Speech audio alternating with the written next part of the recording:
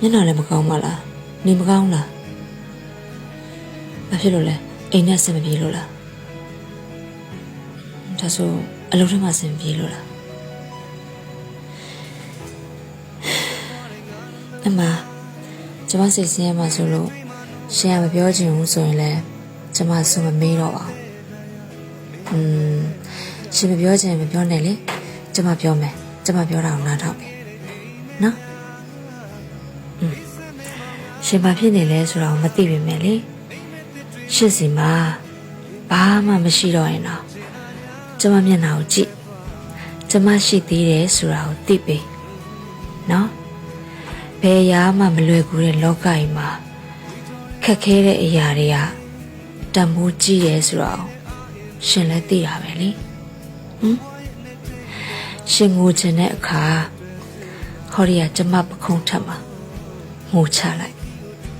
ရှင်ပြိုလဲချင်တဲ့အခါကျမရင်ဝင်ထဲမှာပြိုချလိုက်ရှင်ဘဝရဲ့ခက်ခဲမှုမှန်သမျှကိုကျမမျှဝေခံစားပေးခြင်းတဲ့သူပါရှင်ပြောဖို့ခဲ့တယ်မို့လားကျမကပြိုးစရာမလိုတဲ့နှက်ဖွက်ထားတဲ့ပန်းကလေးထိုက်တန်တဲ့သူမှရတာတဲ့ကျမရှင်နဲ့ထိုက်တန်ပါတယ်ရှင်အပူပင်မှန်သမျှ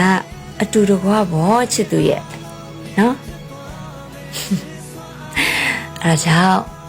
စိတ်မညစ်ပါနဲ့မျက်နှာကြီးအဲ့လိုကြီးလဲဆူမထားပါနဲ့ပြုံးပြပြုံးပြလို့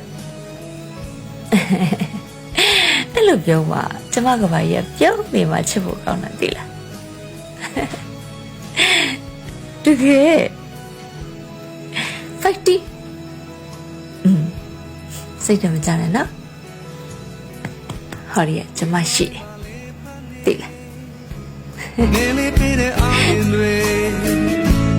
ဘဝရဲ့နဲ့တည်းတဲ့ဟာမတယောက်တည်းတွေ့ဖြစ်လာတယ် Oh